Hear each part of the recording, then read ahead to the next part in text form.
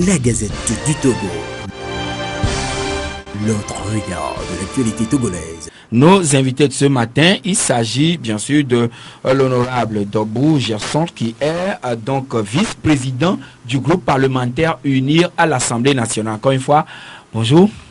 Oui, mon cher ami Josien, bonjour. Alors, je m'en vais vous poser la question tout de suite de savoir, est-ce que le groupe parlementaire UNIR se porte bien? Ah, mais très bien, nous sommes en bonne santé, comme tu vois. Ah bon. Non, mais il n'y a aucun problème avec le groupe parlementaire UNIR. Oui. Alors, monsieur Labitoko Kadila, vous êtes président de la commission des lois constitutionnelles, de la législation et de l'administration générale. Encore une fois, bonjour. Bonjour, monsieur Joachim. Alors, quelle est la mission ou le rôle précis donc de votre commission, ou disons de la commission que vous dirigez à l'Assemblée nationale? Bon, disons que l'Assemblée nationale de la présente législature a mis en place 9 commissions, oui, dont la commission des lois constitutionnelles, de la législation et de l'administration générale. Donc elle a pour mission d'étudier tous les textes relatifs à la révision constitutionnelle, à la législation et à l'administration générale. Alors, quel est le processus ou le cheminement à l'Assemblée nationale d'un texte pour qu'il devienne une loi de la République? Bien, un texte de loi, lorsqu'il arrive à l'Assemblée, il est d'abord au bureau, il est déposé au bureau, il passe en plénière et ensuite au gouvernement. Qu'est-ce qui se passe? Au niveau du bureau, le texte de loi est discuté en conférence des présidents pour statuer sur la recevabilité ou non de ce projet de texte. Une fois qu'il est recevable, on annonce en plénière ce texte de loi et on l'affecte à la commission compétente. Ensuite, si c'est une proposition de loi, le gouvernement est saisi dans les 48 heures pour être informé. Et ensuite, la commission à laquelle est affecté le texte de loi se réunit ses membres pour discuter. Si c'est un projet de loi, le gouvernement sera là pour défendre, soutenir ce projet de loi. Et si c'est une proposition de loi, les signataires ou les auteurs de la proposition de loi défendent leur proposition de loi. Ensuite, une fois que les discussions sont faites, on adopte un rapport qui est transmis au président de l'Assemblée nationale. Et ensuite, la conférence des présidents se réunit pour décider, disons, de la période de la plénière. À la plénière, le texte de loi est adopté et ensuite il est transmis au président de la République pour la promulgation. Une fois que c'est promulgué, c'est un acte qui est pris par le président de la République pour dire que ce texte de loi est adopté, il faut qu'il soit exécuté. Voilà. Oui, mais est-ce que quand il s'agit d'une proposition de loi, vous tenez informer le gouvernement? Oui. Que l'Assemblée vient d'avoir... Bien sûr, oui. Et le gouvernement assiste. Non, pourquoi le gouvernement assiste en tant qu'observateur? Ah bon? Oui. D'accord. Mais ça va au gouvernement concerné. Donc on ne peut pas ne pas les... Non, vous savez, vous permettez que je... Oui, bien sûr, il n'y a pas de souci. Non, c'est la règle. Vous savez que tout projet de loi, le projet de loi est envoyé ou bien soumis par le gouvernement. Oui. Donc le projet de loi émane du gouvernement. Oui. Et une proposition de loi émane des députés. Oui. Alors lorsqu'il y a la proposition de loi, lorsque l'Assemblée reçoit cette proposition de loi, l'Assemblée doit envoyer la proposition de loi au gouvernement. Parce que lorsque nous faisons la plénière ou bien même l'étude en commission, il y a le commissaire du gouvernement doit prendre part à ces travaux. Et donc pour qu'il prenne part à ces travaux, il faut qu'effectivement il soit informé du dépôt de la proposition de loi. C'est la raison pour laquelle la proposition de loi est envoyée au gouvernement. Et voilà, maintenant, quelles sont les conditions remplies pour que une proposition de loi soit faite? Bon, moi je le sais, hein, oui, mais quand même, il faut que les auditeurs aussi le maîtrisent. Une proposition de loi est déposée par un député ou un groupe de députés. C'est tout. Un député ou un groupe de députés. Sauf, ça c'est une proposition de loi ordinaire. Mais lorsqu'il s'agit d'une loi constitutionnelle, c'est-à-dire une loi de révision constitutionnelle, il faudrait nécessairement soit un pourcentage donné, c'est-à-dire 1/5 de l'ensemble des députés qui puissent effectivement déposer cette proposition de loi lorsqu'elle concerne la révision de la Constitution. Est-ce que en la matière, est-ce que les députés NCAD ont respecté oui, ils ont respecté cela? Tout à fait. Oui, si tel est le cas, alors Monsieur le Président de la Commission des lois, quand allez-vous reprendre l'étude de la proposition de loi que l'ANC et l'ADI ont déposée sur la table du président de l'Assemblée nationale? Puisque vous avez démarré vendredi, quand allez-vous reprendre? Nous reprendrons les travaux lorsque les conditions seront remplies. C'est-à-dire que nous avons dit il fallait d'abord un consensus. Et depuis qu'on a commencé à étudier les propositions de loi, il faut nécessairement un consensus entre nous pour qu'on puisse vraiment adopter la loi. Donc, tant que nous n'avons pas encore trouvé de consensus. Donc, dès que le consensus sera trouvé, nous, on est prêts à reprendre les travaux. Monsieur le vice-président, tout à l'heure, vous avez eu à écouter les premiers responsables de l'ANC qui accusent clairement et nettement le groupe parlementaire UNIR d'avoir fait capoter encore cette troisième tentative. Vous savez, il est aisé, si vous voulez, d'accuser les gens. Vous savez, la question qu'il faut se poser d'abord, c'est de savoir, c'est vrai, on a dit que la proposition de loi a été déposée selon les règles, selon les procédures. Oui. Donc ça ne souffre d'aucun problème de procédure.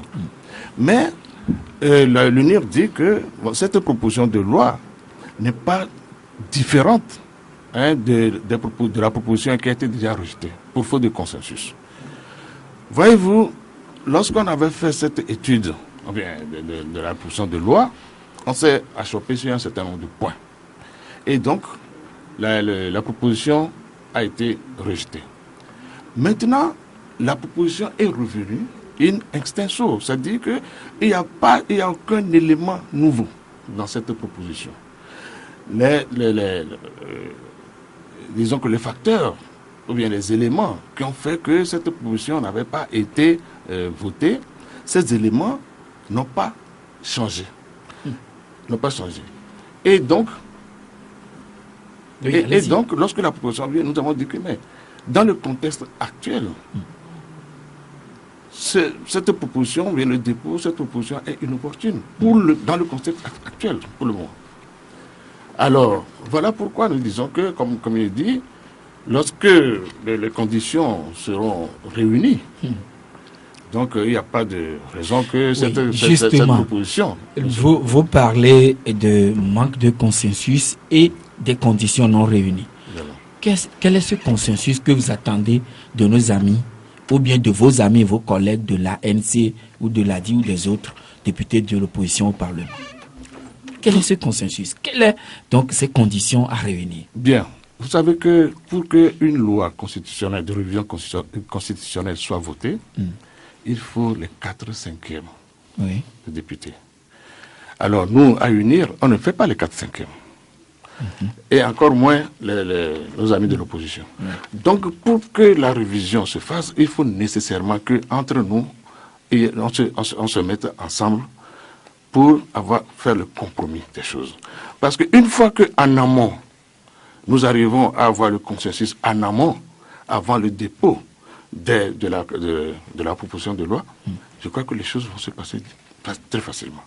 Voilà une loi qui a été rejetée. Et nos amis, avant de faire la proposition de loi, ils l'ont fait unilatéralement, sans s'assurer que, au niveau de UNIR, qu'est-ce que d'abord nous pensons de cela? Parce que nous sommes tous des députés de l'Assemblée nationale. Et lorsqu'il y a une proposition de loi, si la loi doit avoir une chance de pouvoir passer, il faut que ce soit ensemble que nous fassions cette proposition. Parce que les amis de ANC a dit seuls ne peuvent pas faire passer cette proposition. Donc c'est pourquoi nous disons à UNIR qu'il faut une concertation en amont, avant le dépôt de la proposition de la loi. Donc, si je comprends bien, vous devriez vous concerter, travailler ensemble et maintenant sortir la proposition de loi? C'est ce que nous avons souhaité. C'est ce que nous avons souhaité. Oui, monsieur le président. Bien sûr, c'est pourquoi nous parlons de... Qu'est-ce qui a fait que ça a coûté? On va parler au gouvernement qui est issu de votre rang et vous l'avez rejeté. Non, ce n'est pas issu de notre rang. Ça, vous savez d'abord... Le gouvernement est issu de votre rang. Comment ça s'est passé? Vous savez que le président a entrepris depuis à faire des concertations, des dialogues pour pouvoir arriver à un consensus sur cette nouvelle réforme. Et il y a le dernier dialogue, c'est que Togo Télécom 2. Et Togo Télécom 2, ils ont fait circuler un certain nombre des positions de propositions. Il y a ça, il y a un point de consensus. Et il a été dit bon, que le gouvernement va transcrire cet ensemble de propositions qui ont été faites sans consensus pour envoyer ça à l'Assemblée nationale pour qu'on voit si on peut trouver un consensus. Arrivé à l'Assemblée nationale, vous n'avez pas trouvé un consensus sur les aspects de position. Et ça a été rejeté. Ensuite, un certain nombre de députés de l'opposition. Ça n'a pas été rejeté, mais plutôt vous aviez voté contre. Oui, clair. Oui. Monsieur vice-président, attention, oui, nous n'avons pas voté contre. Il y a eu, vous savez, nous sommes 91. Oui. Et 63 ont voté comme ça. Donc ce n'est pas non, c'est une. Donc ça veut dire qu'il y a quand même. Une à s'ascender. Mais bien sûr, mais là, c'est pas quand même. C'est pas voté. Donc, il y a un qui s'est ajouté à unir. Donc, ça ne fait pas unir. Donc, nous sommes à l'Assemblée. Mais en dehors de toute considération partisane ou politique, est-ce que c'est raisonnable? Est-ce que cela répond à l'éthique qu'un gouvernement qui est issu d'une majorité et cette majorité puisse rejeter une proposition envoyée par ce gouvernement? Est-ce que ça se fait de manière sur le plan éthique? Honorable Gerson. Je pense qu'il ne faut pas prendre le problème comme cela. Comme il a expliqué, c'est des travaux qui ont été effectués et au cours de ces travaux où les différents partis avaient été représentés et tout le monde a recherché vraiment un consensus qu'on n'a pas pu trouver. Et qu'est-ce que le gouvernement a fait? Puisque la loi est voté par l'Assemblée. Donc, le gouvernement a envoyé à l'Assemblée, disons que les dispositions qui ont été discutées au niveau du dialogue. Et maintenant, a demandé, si vous voulez, l'arbitrage de l'Assemblée nationale. Parce que c'est l'Assemblée qui vote. Oui, bien sûr. Et vous savez très bien que les députés ont le droit d'amendement et le droit de vote. Et donc, les députés ayant constaté que ce projet, qui en fait n'est pas le projet du gouvernement, donc c'est un projet qui est envoyé à l'arbitrage de l'Assemblée, donc l'Assemblée a pris ses responsabilités. C'est tout. Donc, il ne faut pas dire signé par le Premier ministre. Mais oui, bien sûr. Et dès lors que c'est envoyé par le Premier ministre... Est-ce que vous avez vu l'exposé des motifs? Il fallait voir l'exposé des motifs pour savoir ce que, parce que ça a été clairement dit que, on n'a pas pu trouver le consensus au niveau du dialogue, donc on envoie le projet à l'Assemblée pour que l'Assemblée puisse prendre ses responsabilités. En janvier, une autre proposition similaire a été rejetée également. Monsieur le Président des lois, de la Commission des lois. Oui, justement en janvier, une proposition de loi a été déposée et en même temps, elle est accompagnée d'une déclaration que les députés, les signataires ne vont pas s'associer à qui voudra amender cette loi-là. Vous voyez comment une proposition de loi qui vient à l'Assemblée, tout député a le droit d'amendement. Mais on vous dit, ce que nous déposons là, nous ne nous associerons pas à celui à qui voudra amender. Mais c'est quoi? C'est un diktat. Mais nous, nous avons quand même pris, on a quand même commencé les études. Au départ, voici, les signataires, les auteurs ont pris des vacances. C'est arrivé en novembre. Nous n'avons pas refusé de travailler parce que c'était chez moi. On a pris des vacances. Au retour, on dit procédure. On dit, problème de procédure, il a fallu qu'on envoie à la Cour constitutionnelle pour dire oui. D'abord, on dit que non, la Commission constitutionnelle n'est pas compétente pour l'étudier cette proposition. Et or, l'attribution, bien sinon le titre même de la Commission, c'est Commission des lois constitutionnelles, de la législation et de l'administration générale. Et la proposition de loi, c'est une proposition de révision constitutionnelle. Donc, c'est une loi constitutionnelle. Et on dit, non, la Commission des lois n'est pas compétente pour étudier. Donc, pendant qu'on s'est tiré, il fallait, le président de l'Assemblée a dit non. Dans ce cas, il faut qu'on se réfère à la Cour constitutionnelle qui juge. Et donc, la Cour constitutionnelle a dit non. La commission est bien compétente. Et donc, je ne sais pas s'il faut dire dilatoire, on a fini par en arriver là. Oui, non, je crois que je vais je vais aller, il a dit exactement les choses. Vous savez, lorsqu'on veut faire quelque chose, il faut vraiment manifester la bonne volonté d'aller jusqu'au bout. Vous savez, cette proposition de loi, et comme il a dit, qui était venue, et ça a été clairement dit, que les auteurs n'accepteraient aucun amendement. Or, ces auteurs-là, qui sont des députés comme nous, savent que les députés ont le droit d'amendement.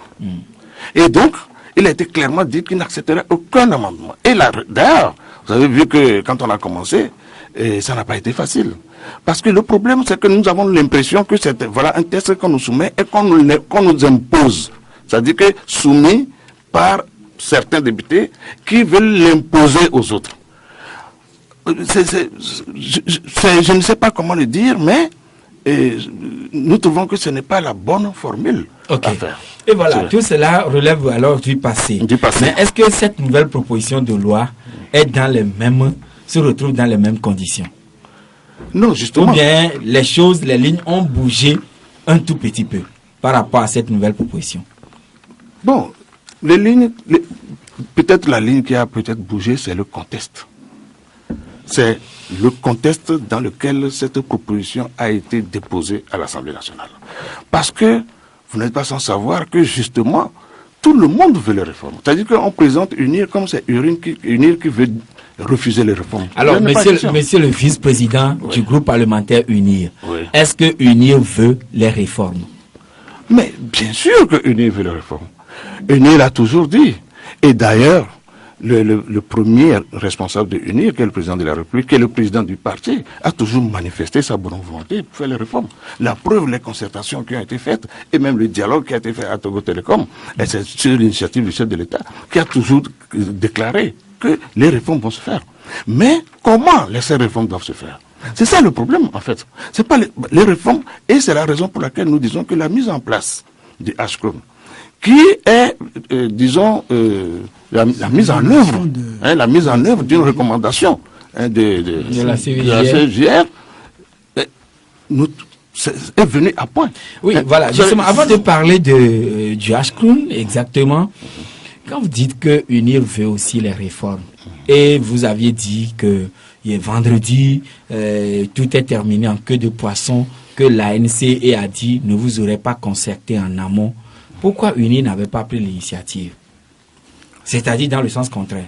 Puisque les autres n'ont pas pu vous approcher et vous leur reprochez cela, mais il fallait aussi les surprendre également. Est-ce que cela n'est pas possible? Non, c'est tout à fait possible. Mais vous savez très bien que UNIR est dans la droite ligne des recommandations de la CGR. Vous savez que la CGR a recommandé justement que ces réformes-là se fassent sur le plan, c'est que dans un large consensus. Parce qu'en réalité, il n'y a pas que les réformes de la limitation des mandats ou bien le mode de scrutin. Les réformes sont, disons que le spectre est plus élargi. Et donc, lorsqu'on a mis en place le HCRON, et qui a commencé cette réflexion, et vous venez de le dire, et ils ont même exploité, quand bien même ils n'ont pas participé au HCRON, ils exploitent les résultats du HCRON pour dire que le HCRON également a proposé la limitation des mandats. Pourquoi? Alors que tout le monde était invité. Et je crois que c'est le cadre dans lequel tout le monde pourrait se prononcer et faire ces propositions-là. Pourquoi est-ce qu'à chaque fois qu'il y a une initiative comme ça, il y a certains qui refusent, alors que c'est une initiative gouvernementale?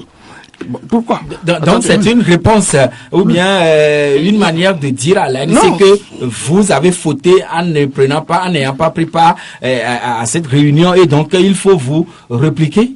Pas du tout. Vous dites que la déjà nous accuse que quand nous avons écouté Isabelle, quand nous avons écouté l'autre Ouro, clairement, ils nous accusent. Ils ont dit des mots normalement, on doit quand même avoir un minimum de respect les uns vis-à-vis des autres. Nous respectons beaucoup nos amis de l'opposition. Et ça, même dans nos travaux de l'Assemblée, on le voit bien. On le voit alors, Monsieur le Président de la Commission des lois, alors, en réalité, il y a eu échec en juin 2014, en janvier 2015 et encore en août 2016. Aujourd'hui, à qui le peuple togolais peut imputer donc ces nouveaux échecs bon, qui concerne cette nouvelle proposition? Puisque dans l'élément sonore, tout à l'heure, vous l'avez écouté, il a été dit que vous avez plié bagage. Et pendant que les autres étaient assis, vous-même, président de la commission, vous avez pris vos bagages et puis vous étiez parti, vous étiez sorti de la salle. Non. Vous savez, si on doit parler de courtoisie, j'ai toujours été très courtois. J'ai toujours été très courtois. Et bon, vous savez, ce que le collègue Ouro dit, bon, il est habitué à toujours lancer des mots comme ça. Moi, je ne peux pas laisser les collègues sur la table. Non. Qui a dit finalement, s'il dit que j'ai quitté, qui a dit la séance est levée? J'ai dit la séance est levée. Et si j'ai dit la séance est levée, donc qu'est-ce que je fais? J'attends que tout le monde parte d'abord. Donc il ne m'est jamais arrivé à l'idée de prendre les gens. Au contraire, c'est plutôt, chaque fois, c'est de l'autre côté que les gens, ils lancent des mots. Mais il faut dire que les députés de l'UNI sont très disciplinés et très courtois. C'est de l'autre côté toujours que les gens ont, parce qu'ils ont la liberté d'expression à tel enseigne qu'ils ne mesurent pas des fois les termes. Donc vous n'avez pas cette liberté d'expression. Je veux dire, vous savez, le français, il faut le comprendre, ça dit, avoir une liberté d'expression, ça dit qu'on ne contrôle pas ce qu'on dit. Ce n'est pas que c'est quelqu'un qui vous impose. Quand ils disent liberté d'expression, c'est que bon, ils disent, vous savez, ce qui vous vient, vous dites, sans au moins mesurer les mots que vous donnez. Alors, c'est le peuple qui vous a mandaté. Oui. À qui imputer alors ce nouvel échec? En tout cas, ce n'est pas à unir. Et vous savez très bien, le collègue vient de le dire, on a toujours manifesté, et nous sommes toujours favorables aux réformes. Donc, ce n'est pas à nous qu'on va imputer un quelconque statu quo ou bien échec. Monsieur le vice-président? Non, mais c'est ce qu'il a dit. Pourquoi voulez-vous qu'on impute cela à unir? Mais vous savez, comme on a dit, nous sommes toujours dans de bonnes dispositions. Moi, je ne dis pas qu'on l'impute à unir, mais seulement, je dis, moi aussi j'ai voté. Et tous les Togolais qui vous écoutent ont voté.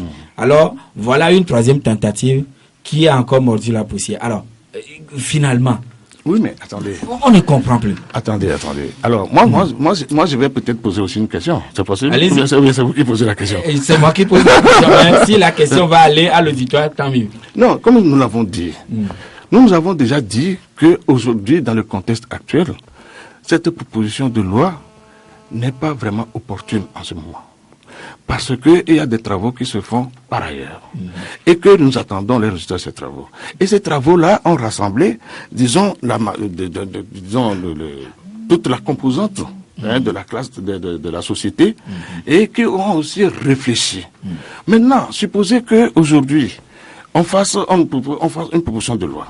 Et que comme les gens le disent, nous en avons discuté. Nous avons dit que ça doit se faire dans un large consensus. Et qu'on n'a pas pu trouver.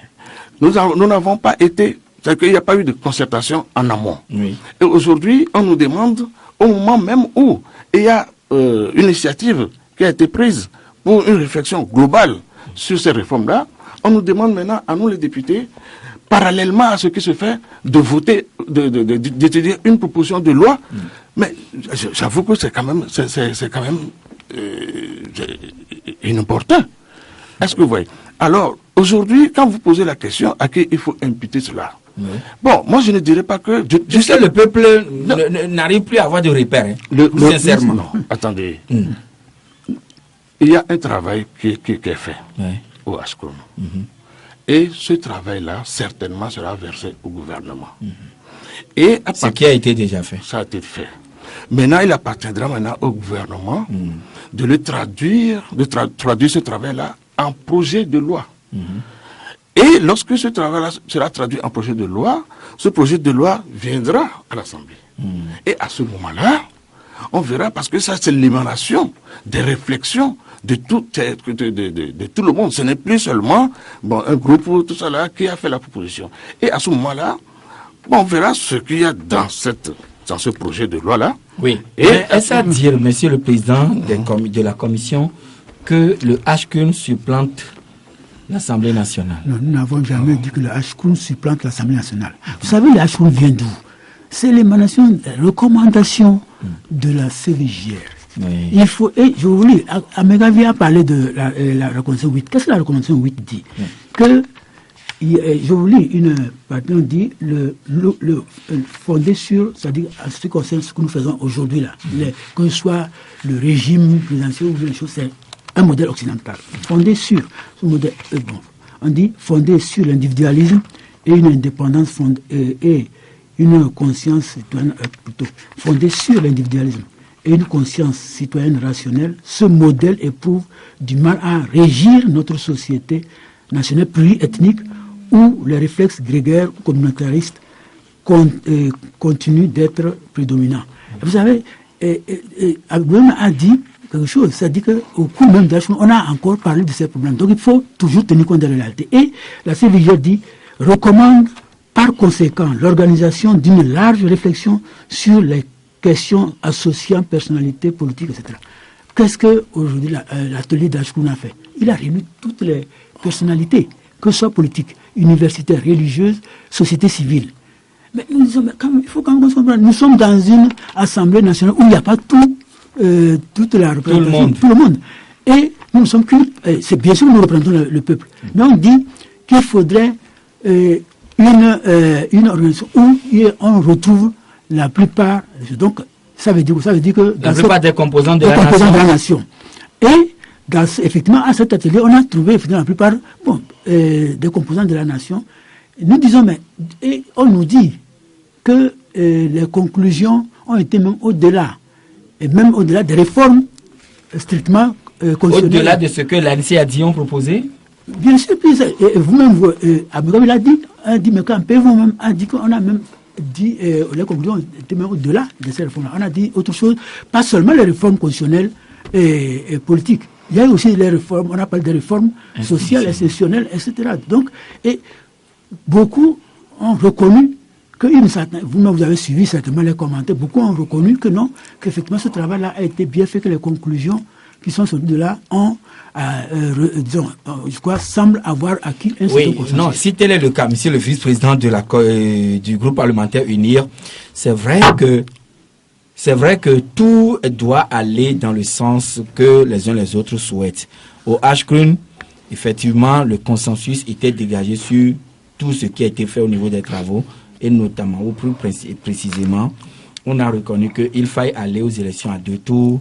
Et il faut également limiter le mandat de 5 ans à 2. Alors, est-ce qu'on ne peut pas voter ces 2 principes-là en attendant qu'on puisse aller aux réformes beaucoup plus, je dirais, à court terme, ou disons à moyen et à long terme? Oui, mais est-ce que vous pensez que... Parce que là, nous sommes dans une révision constitutionnelle. Ce n'est pas une loi ordinaire. Nous sommes dans une révision constitutionnelle. Est-ce que vous pensez que les 2 aspects dont vous venez de faire cas, c'est ça ce qui fait partie de la révision constitutionnelle? Nous disons qu'il y a un travail qui a été engagé au niveau du HCRUN. Et que forcément, il y aura un projet de loi que le gouvernement va envoyer.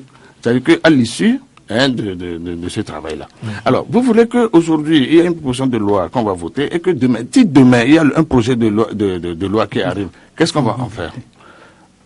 Qu'est-ce qu'on va en faire? Si aujourd'hui, les députés se mettent à voter une proposition, parce que c'est une révision constitutionnelle et ça concerne, disons, tout le monde. Ça ne concerne pas uniquement les députés. Quand bien même c'est les députés qui votent, mais le projet vient de quelque part pour être voté par les députés. Et puis moi, ici, j'ai vous savez certainement que vous connaissez bien l'APG. Le point 3. Le point 3 dit, 3.1, les parties prenantes au dialogue s'engagent à poursuivre toutes les réformes visant à consolider la démocratie, l'état de droit et la bonne gouvernance. Les parties prenantes au dialogue s'accordent pour que le gouvernement d'union nationale engage des réformes dans un esprit de large consensus. Et cet esprit de large consensus-là a toujours été recherché. Depuis toujours. Mais ça a toujours buté sur l'intransigeance des uns et des autres. Est-ce que vous voyez? C'est la raison pour laquelle, lorsqu'on parle de consensus, vous savez, si le constitutionnaliste a prévu les 4/5 que le 4/5e soit réuni pour pouvoir réviser la Constitution, c'est pour dire que la révision de la Constitution, ce n'est pas quelque chose qu'il faut on peut se lever et le faire d'un jour à l'autre. Donc ça veut dire que c'est pour amener tout le monde à un consensus. Parce que aucun parti ne regroupe les 4/5e aujourd'hui. Et donc pour le faire, il faut nécessairement qu'on s'asseye pour s'accorder sur un certain nombre de choses. Est-ce que c'est tout ce que nous disons? Maintenant, oui, mais alors, les gens se sont déjà assis et se sont retrouvés au niveau du H-Crown, ils ont travaillé, travaillé, le consensus était dégagé. Est-ce que nécessairement l'ANC devrait forcément être présente avant que cela ne se fasse? Mais nous allons marquer la pause tout de suite et je reviens avec vous pour que nous parlions du H-Crown. Il m'est arrivé quelque chose d'extraordinaire. J'ai fait un accrochage et quelqu'un m'a... Voilà, vous êtes toujours à l'écoute de votre Radio Victoire FM, également sur le www.radiovictoire.fm. Messieurs et dames, nos invités de ce matin, il s'agit donc des honorables Dobou Gerson et Labi Toko. Alors, ils nous viennent tous de unir et ce matin, nous parlons bien évidemment de l'échec que les députés ont encore connu, en tout cas, qui a eu lieu autour de la proposition de loi à l'Assemblée nationale le vendredi dernier. Et aujourd'hui, c'est fort clair que les uns les autres s'accusent. Mais je vais revenir sur cette question. Le H-Crown, vous me l'avez dit tout à l'heure, qu'il n'est pas au-dessus donc de l'Assemblée nationale. Alors finalement, j'aimerais savoir, la dernière fois, il était clair lors de la conférence de presse de députés de l'ANC vendredi soir ou vendredi nuit, il était clair que les députés unis sont dans la dynamique d'aller à une nouvelle république, disons la 5e. Est-ce que vous confirmez cela, vice-président du groupe parlementaire uni? Bon, vous êtes en train de m'informer. Vous êtes en train de m'informer parce qu'au niveau de notre parti Unir, officiellement, nous n'avons jamais discuté de cela. Et donc, si vous êtes en train de m'informer, bon, donc, je ne peux pas actuellement vous donner une réponse. Maintenant, la question qu'on peut se poser, si éventuellement il faut aller à la 5e République, est-ce que ça gênerait vraiment quelqu'un? Qui ça gêne-t-il? Parce que si c'est ça la solution, si c'est ça qui peut nous permettre d'arriver, disons, à la solution, ou bien que nous recherchons tous. Mais est-ce que vraiment ça gênerait vraiment quelqu'un? Est-ce qu'il y a urgence? Justement, il n'y a pas urgence. C'est pourquoi je vous dis qu'officiellement, au niveau de UNIR, on n'en a pas parlé. On n'a même pas discuté de cela. Donc c'est vous qui m'en informé maintenant. En tout cas, c'est ce que les députés ont dit la dernière fois lors de leur point de presse. Quels députés? Les députés de l'ANC. Ah, bon, ça n'engage que les députés de l'ANC. Oui, que tout porte à croire. Tout porte à croire. Vous savez que, bon, ils racontent beaucoup de choses. Mais votre président a parlé la dernière fois de la conférence nationale souveraine, en disant que c'était la conférence nationale et après tout, les opposants, disons, ont ajouté le S. Et ce qui a fait capoter ou traîner le pays jusqu'à aujourd'hui. Bon. Écoutez, vous étiez dans la salle, vous l'aviez écouté aussi. Nous sommes ici pour répondre à vos questions. Oui. Et donc, je crois que, vous savez, vous parlez du H-Crown. Ben, le président de la commission des lois l'a clairement dit. Le H-Crown n'est pas au-dessus de l'Assemblée nationale. Mais le H-Crown, c'est une initiative qui a été prise justement pour apporter sa contribution, pour réfléchir sur ces réformes-là. Puisque vous n'êtes pas sans savoir, nous avons dit à 2 reprises cette révision a capoté. Alors qu'est-ce qu'il faut faire? On ne peut pas continuer comme ça à chaque fois. Donc c'est la raison pour laquelle, et pour mettre en œuvre les recommandations de la CVJR, donc on a mis en place le H-Crown. Maintenant que le H-Crown a été lancé, le H-Crown est en atelier, le H-Crown a invité tous les partis, tout le monde, et les partis ont répondu. UNIR a répondu. UNIR était à l'atelier du H-Crown. D'autres partis étaient à l'atelier du H-Crown. Est-ce que vous pensez véritablement que pendant ce temps, on va s'asseoir maintenant pour aller voter une proposition de loi parallèlement au travail qui se fait à H-Crown? Écoutez, à notre avis, nous pensons que les résultats du H-Crown, comme je l'ai dit tout tantôt, ces résultats, tout le monde attend ces résultats. Et le gouvernement va les exploiter. Peut-être sous forme de projet de loi qui viendra à l'Assemblée. À ce moment-là, ce sera, disons, l'émanation, ce sera un projet qui reflètera l'émanation, si vous voulez, de toute la composante, et que on espère. Enfin, je n'ai pas encore vu les résultats du Ascroon, mais le projet, on espère que ça va vraiment, disons, aller dans le sens que tout le monde veut. Et donc, vous avez dit tout à l'heure également que la proposition faite par vos amis ou vos collègues n'était pas totalement opportune, puisqu'il y avait un atelier du Ascroon, mais ce que les Togolais veulent ou attendent, à quand les réformes alors? Monsieur le président de la commission des lois, à quand les réformes? Est-ce que ce serait après l'analyse que le chef de l'État va faire des conclusions à lui remise par le Ascroon, ou bien il y aura une autre initiative venant d'ailleurs. Mais tout de suite, votre collègue, votre camarade a dit quand même que ce n'est pas du tout ça, mais le gouvernement va travailler sur les conclusions remises au chef de l'État. Oui, la commission, elle, attend toujours, dès qu'il y a que ce soit une proposition de loi ou bien un projet de loi sur les réformes, allant dans le sens d'un large consensus, nous allons étudier.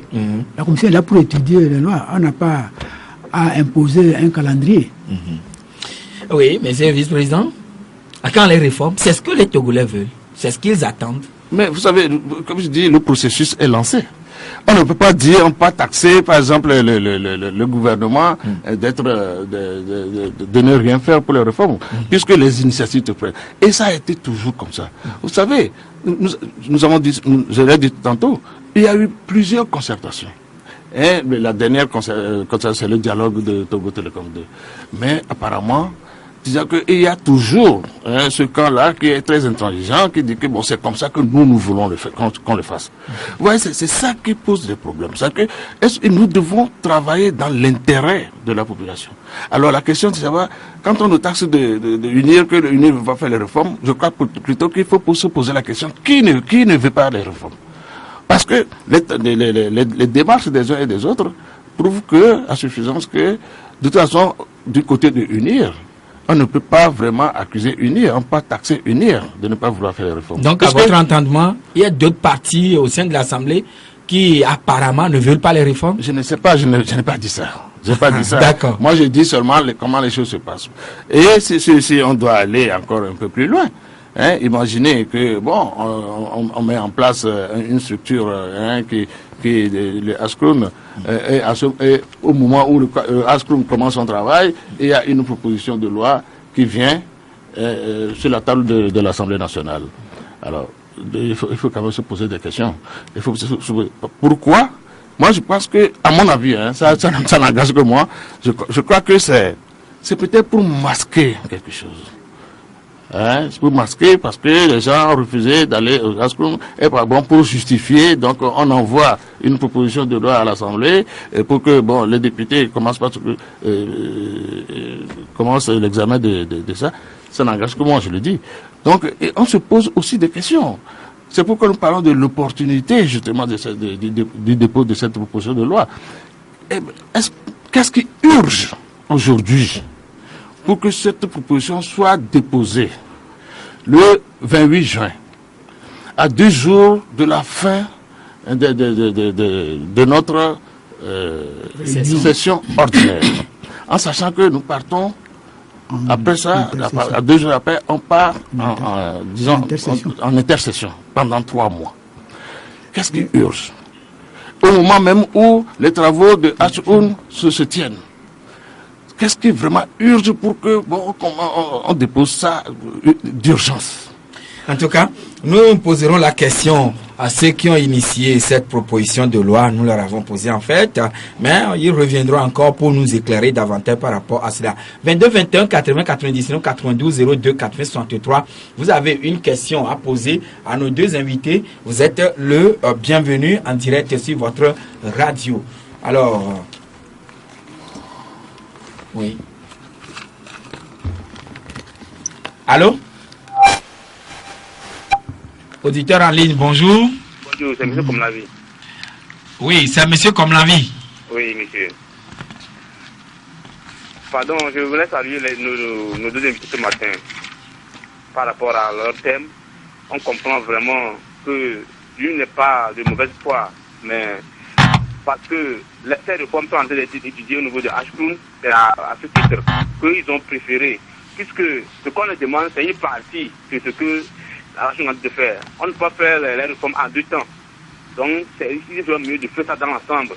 Et l'Ashkun est bien indiqué pour le faire. Bien sûr que l'Ashkun n'est pas supérieure à l'Assemblée, mais elle a le devoir, ou bien le rôle, de pouvoir faire aboutir ces réformes. Donc je pense que nos amis de même de l'ANC savaient bien que cette loi ne pas aboutir. Parce que d'abord, ils n'ont pas cherché à gagner les 4/5e avant d'y aller. Ils ont déposé ça seulement, ils n'ont pas cherché à gagner les 4/5e. Ils sont partis sans négociation. Donc ils savaient pertinemment que ça a échoué. C'est tout juste pour justifier devant leurs militants qu'eux aussi ils ont fait quelque chose. Merci. D'accord. Oui. Ok. Un autre intervenant qui est en ligne avec nous, nous allons le prendre derrière comme l'envie. Allô, bonjour. Auditeur en ligne, bonjour. Allô. Votre correspondant est en communication. Ah d'accord. Allô. Oui, bonjour. Votre correspondant est en communication. Véritablement quelques soucis pour être en direct avec nos auditeurs, mais nous allons prendre un autre. Allô? Oui, bonjour monsieur. Bonjour mon frère, c'est monsieur Kolani. D'accord, nous écoutons monsieur Kolani. D'abord, nous disons merci à vos invités. Et ils ont été aussi convaincants. Mais seulement ce que nous devons demander. Vous êtes des journalistes. Et on va vous remercier, mais il faut être au-dessus de la mêlée. Qu'est-ce que je veux dire par là? C'est plus votre chaîne que la... Allô? Oui, je vous écoute bien. Ah, ok. C'est sur votre chaîne que j'ai même interpellé que cette proposition de loi ne passera pas. Aujourd'hui, on fait déjà 25 ans pour cette marche de démocratie. Agbome vient de le dire. Adi et ANC ont manqué de stratégie. Qu'est-ce que vous voulez pour ce peuple? Joachim, sans vous mentir, soyons sincères. Aujourd'hui, tout le monde veut les réformes. Même le chef de l'État veut les réformes. Mais la manière de le faire, c'est tout le problème. Aujourd'hui, quoi qu'on dise, l'Ashkun est clair, l'unité nationale. Mettons-le à l'œuvre. Que l'ANC s'associe et que demain, que si on voit l'échec, le peuple va se relever. Parce que tout appartient au peuple finalement. Hein. D'accord. Je vous remercie. Merci, M. Kolani. Jean, bonjour. Bonjour.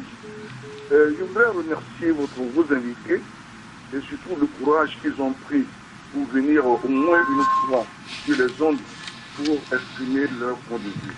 Je les ai écoutés sur Nana FM. Mais je voudrais leur poser la question de savoir s'ils sont conscients, s'ils sont en train de conduire le peuple togolais vers une grave crise encore.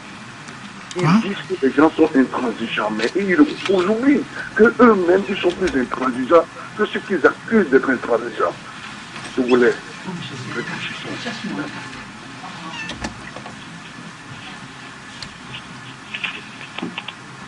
D'accord. Il est déjà parti.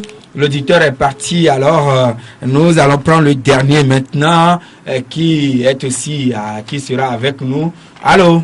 Allô, monsieur Garo, s'il vous plaît. Oui, c'est monsieur Garo. Oui. Ok. Bonjour à vos invités. Oui. Bonjour. Voilà moi mon problème. Vous savez, est-ce qu'unique quitte le pouvoir par les urnes, bien sûr? Est-ce que l'unité est revenue au pouvoir? Pardon, nous, on n'a pas saisi du tout. J'ai dit, si l'unique quitte le pouvoir par les urnes, si elle peut revenir par les urnes aussi. Mais pourquoi ne pas participer à la réforme? C'est comme si l'unique quitte le pouvoir, c'est venu pour l'unir. L'unir, la mode, il y a des mal, l'unir a tout changé. L'unir n'a qu'à faciliter les réformes. Si vraiment l'unité est revenue au pouvoir, l'unir n'a qu'à faire les réformes, même sans les autres. Merci, bonjour. D'accord. Voilà, c'est fini pour les coups de fil. Si UNIR veut partir, elle peut partir en faisant les réformes et revenir aussi par les réformes. Pourquoi même sans les autres, UNIR ne peut pas faire les réformes? Voilà la position du dernier auditeur. D'abord, parole à vous, monsieur David Toko. Merci à l'auditeur, c'est, je crois, Gado. Oui, c'est monsieur Gado. Je crois que tout le long de nos débats ici, nous avons montré que UNIR est pour les réformes. Et nous avons montré que le chef de l'État n'a cessé toujours d'affirmer et de mettre en place, prendre des initiatives pour conduire à ces réformes-là. Et lorsque nous suivons les questions, il y a eu même un intervenant qui a dit qu'effectivement, c'est comment faire ces réformes. Et c'est ce comment-là que le chef de l'État résout en suivant les recommandations de la CVJR, c'est-à-dire qu'il faut une large discussion en tenant compte de toute la composante. Et c'est ce que Ashkroun vient de mettre en place. C'est toutes les composantes pour pouvoir effectivement arriver à un large consensus. Et d'accord. Est-ce qu'aujourd'hui, on doit se comprendre que c'est à cause de la non-participation de l'ANC aux travaux de Ashkroun que la proposition n'a pas pu prospérer? Non, on n'a pas dit ça. On dit simplement que il y a un processus qui est lancé. Et en revenant sur la question de M. Gado, oui, bien sûr. Vous savez que pourquoi est-ce que jusqu'à présent ça ne marche pas? Il y a eu deux tentatives qui n'ont pas marché, et voilà la troisième tentative. Pourquoi ça ne marche pas? Donc, nécessairement, il faut trouver une autre voie. Et cette voie, justement, c'est qu'au niveau je crois qu'on va la trouver au niveau du Ashkroun qui fait des réflexions beaucoup plus élargies. Et donc, dire que nous ne voulons pas faire les réformes, ce n'est pas vrai. Tout le monde veut faire les réformes. Maintenant, comment les faire? C'est ce que nous sommes en train de voir. Et si ces réformes-là, si des propositions doivent venir de l'ensemble de la composante des populations, je crois que ce serait une bonne chose. On ne va pas taxer. Donc, les réformes, une fois encore, unir, seul ne peut pas faire les réformes. Vous l'avez bien dit. Unir seul ne peut pas faire les réformes. Et ASC a dit seul également ne peut pas faire les réformes. Ça veut dire quoi? Ça veut dire que nécessairement, il faut un compromis. Il faut qu'on se mette ensemble pour pouvoir faire les réformes. Et c'est ce que nous recherchons. Et c'est ce que nous recherchons jusqu'à aujourd'hui. Donc, si, comme il a dit, si les conditions se réunissent, il n'y a pas de souci que les tests ne puissent pas passer. Nous sommes pratiquement à la fin de l'émission et vous avez dit quand même qu'il faudrait que les acteurs politiques intéressés, vous encouragez les acteurs politiques intéressés à verser leurs propositions dans le processus du Ashkroun pour mieux contribuer à la réussite des réformes. Qu'est-ce que vous voudriez dire dans le communiqué, monsieur le vice-président du groupe parlementaire? Je pense que c'est clair. C'est-à-dire que, vous savez, nous avons... Vous demandez à ANC a dit d'aller mettre leurs propositions à la disposition donc, du Ashkroun? Non, écoutez, tout le monde, enfin, toutes les catégories socio-professionnelles, ou bien toutes les couches sociales sont appelées à contribuer justement à la réussite de ces réformes-là. Et donc, chacun à son niveau. C'est-à-dire, aujourd'hui, si tout le monde envoie, c'est-à-dire contribue, je crois que les solutions qui seront issues du Ashkroun, comme on l'a dit, feront l'objet, par exemple, d'un projet de loi. Est-ce que ce projet de loi, ce n'est pas l'ensemble des députés qui vont voter ce projet de loi? Et donc, ça veut dire que le Ashkroun aura vraiment servi à quelque chose.